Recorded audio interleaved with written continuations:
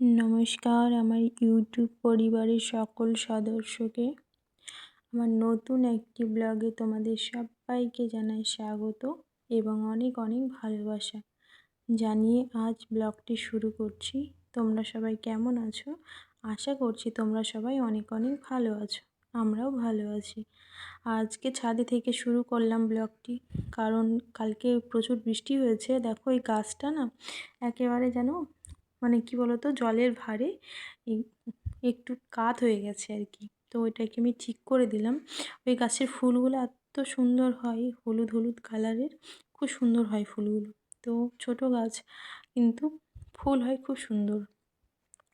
তারপর তো ছাদে থেকে আমি চলে এসেছি। আসার পর এবার উপরের ঘরের এই যে ঘরের জানালাটা খুলে দিয়ে বিছানাটা একটু ঝেড়ে নিলাম, কারণ প্রত্যেক দিন এখানে তো থাকা হয় না, আর না থাকলে পরে বুঝতেই পারো নোংরা তো হয় না, তো ধুলো টুলো যদি থাকে ওই জন্য আমি প্রত্যেক দিন বিছানাগুলো একটু করে ঝেড়ে নিই, যাতে নোংরা না থাকে আর কি। তারপরে ওই ঘরটা ঠিক করে রেখে এসে তারপরে এই যে মাঝখার ঘরটা বসার রুমটাতে আমি জানালাটা খুলে পর্দাটা সরিয়ে দিচ্ছি। কী বলো তো, পর্দা জানালাগুলো খুললে না তাহলে মনে হয় যেন ঘরে যেন কোনো রকমের একটা দেখবা যে ঘর যদি বন্ধ থাকে তাহলে একটা কেমন যেন একটা গন্ধ করে আর কি, তাই না? অনেক দিন যেমন জানালার দরজা না মানে খোলা থাকলে আর কি। ওই জন্য কী বলো তো, আমরা তো উপরে খুব কমই আসি এখন, তো তবুও সকালে এসে আমি দরজাটা জানালাগুলো খুলে দিয়ে যাই, আবার বিকেলে এসে বন্ধ করে দিয়ে যাই, যাতে হাওয়া বাতাস ঢোকে ঘরে আর ভালো থাকে আর কি। যাই হোক, তারপর সব কিছু জানালাগুলো খুলে দিলাম, খুলে দিয়ে তারপর ঘরগুলো একটু ঝাড়ু লাগিয়ে নেব। এই যে উপর নিচ ঘর ঝাড়ু লাগাতে মোটামুটি 1 ঘন্টার উপরে লেগে যায়, মানে ঝাড়ু দিতেই। তারপরেও ধরো অন্যান্য কাজ আছে। এখন কি বলো তো, মাহি এখন ঘুমিয়ে আছে, আর ওই জন্য মানে সকাল সকাল উঠে আমি এই যে কাজগুলো সেরে নিই। সকালে উঠে করলে পরে না একটু সুবিধা হয়, এই যে মাহি ঘুমিয়ে আছে, আর না হলে না মাহি প্রচুর কান্না করে, কারোর কাছে থাকতে চায় না। আমার মা এসেছে, মার কাছেও থাকতে চায় না, খুব কান্না করে। ওই জন্য ও ঘুমিয়ে থাকতে থাকতে যতটা কাজ হয় আমি সেরে রাখার চেষ্টা করি। তারপর উপরের ঘর তো ঝাড়ু লাগিয়ে কমপ্লিট করে রেখে এসে দেখি উপরে এখানে কালকে সন্ধ্যার দিকে খেলছিল, তো সন্ধ্যার সময় আর গুছিয়ে রাখা হয়নি, তো এখন এগুলো গুছিয়ে রাখছি।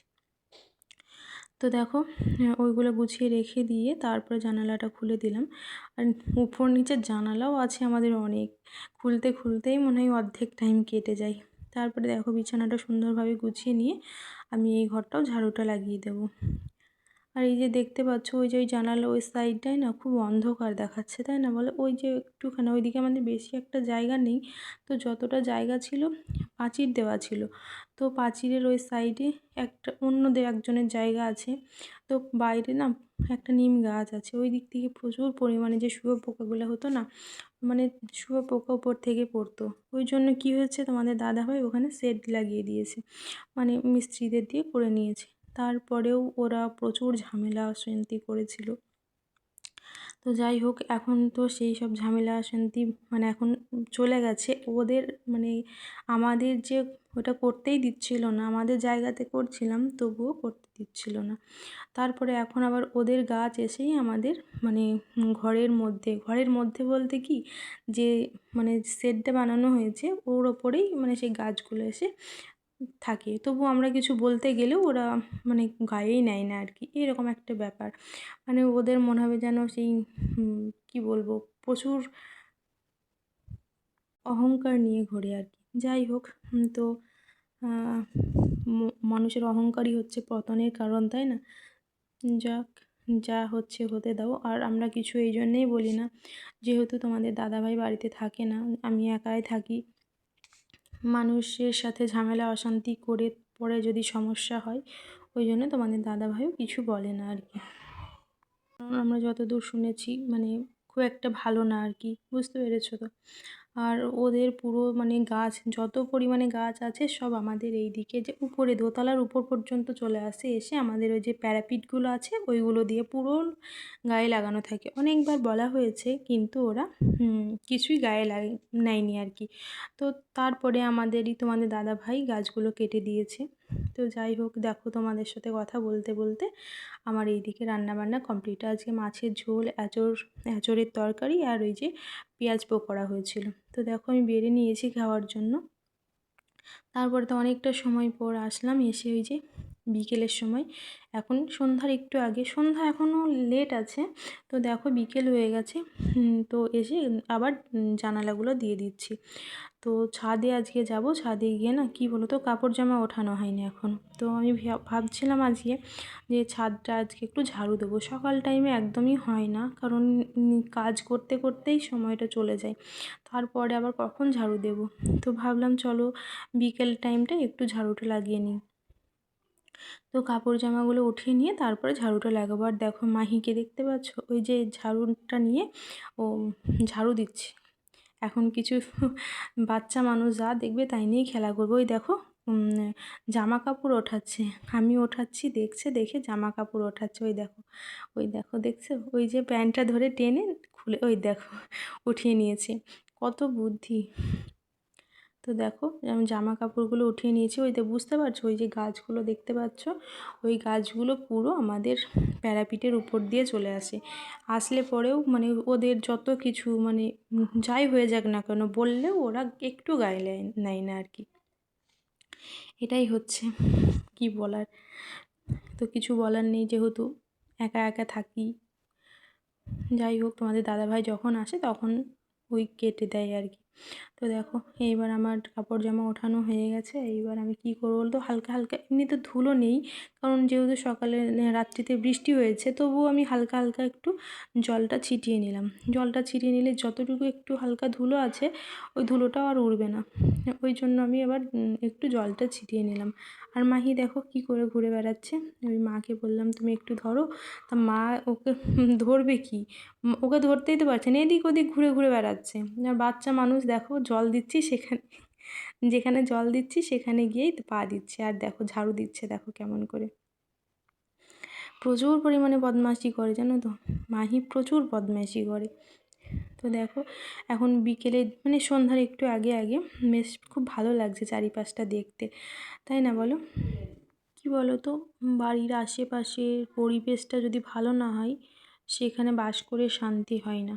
তো সত্যি কথা বলতে, আমি যেখানে থাকি আশেপাশের পরিবেশটা খুব একটা ভালো না।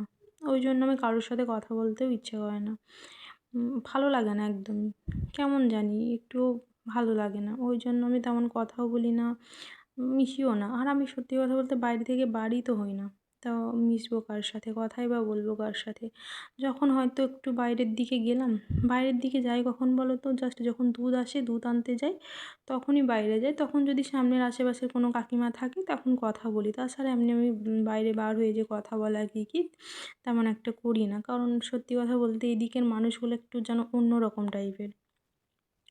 যাই হোক, দেখো বিকেলের কাজটা সেরে নিয়েছি। তারপরে মাহি দেখো কী করছে, ও ক্যামেরা অন করা দেখিয়ে হাসতে কথা বলছে। পরে আমি ওখানে কথা বলেছিলাম, পাশে একটা কুকুরের মানে আওয়াজ করছিল, ওই জন্য পরে গিয়ে ভয়েস দিয়ে দিয়েছি। যাই হোক, তারপরে কাপড়গুলো উঠিয়ে নিয়ে এসেছি, না আনার পর এই নতুন কাপড়ে না একটু জড়ো জড়ো হয়ে গেছে, ওই জন্য আমার 2 হাত দিয়ে ভালো করে শার্ট করে নিচ্ছি, না হলে আবার পরার সময় ভালো লাগে না দেখতে, তাই না? এই দেখো বেশ কাপড়টাকে সুন্দরভাবে মানে শার্ট করে নিয়েছি, এবার ভালো করে ভাঁজ করে নেব। আর প্রায় সন্ধ্যায় মানে লেগে এসছে আর কি। তো মা বলল তাহলে তুই কাপড় জামাগুলো গুছিয়ে নে, আমি সন্ধ্যাটা দেখিয়ে দিচ্ছি।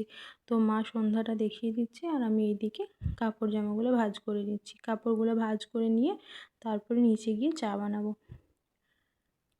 এই মা আছে বলে তাও অনেকটা সুবিধা, মাহিকে নেয় আর কি, তাছাড়াও কাজ, অনেক কাজে হেল্প করে দেয়। আর আমি একা থাকলে ধরো পুরো কাজটাই আমাকে দিয়ে করতে হয়। আমি ঝাড়ু পোছা দিতে মাকে দিই না, কারণ পারবে না, অনেকটা মানে এখানে ঝাড়ু পোছা করতে অনেকটা টাইম লেগে যায় আর কি। আর ওই জন্য মাকে ঝাড়ু পোছা করতে দিই না, কিন্তু বাকি কিছু কিছু কাজ মা তো অনেকই করে দেয় আর কি। আর তারপরে দেখো এইদিকে আমি কাপড় জামাগুলো তোমাদের সাথে কথা বলতে বলতে প্রায় গুছিয়ে নিয়েছি, আর অল্প কিছু আছে মাত্র। তারপরে এগুলো গুছিয়ে নিয়ে তারপরে নিচে চলে যাব। মাও উপর থেকে চলে আসবে, আর মৌ এখন টিউশন গেছে। মোর বিকেলের দিকে টিউশন থাকে, যেহেতু প্রত্যেকটা দিন বিকেলে আর সকালের দিকে, আর এখন যেহেতু এক্সাম চলছে তাই সকালে টিউশনটা বন্ধ আছে। কিছুদিন পর থেকে আবার সকালেও টিউশন শুরু হয়ে যাবে। চলো, গোছানো হয়ে গেছে, এবার নিচে গিয়ে চাটা বানিয়ে নিই। এই দেখো, আজকে হচ্ছে চা, আর মা আর মৌ বাজারে গেছিলো, পকোড়া নিয়ে এসছে, তো পকোড়া চা। তো আজকের মতো ব্লগটি আমি এখানেই শেষ করছি। ভালো লাগলে লাইক অ্যান্ড সাবস্ক্রাইব করে দিও। তোমরা সবাই ভালো থেকো।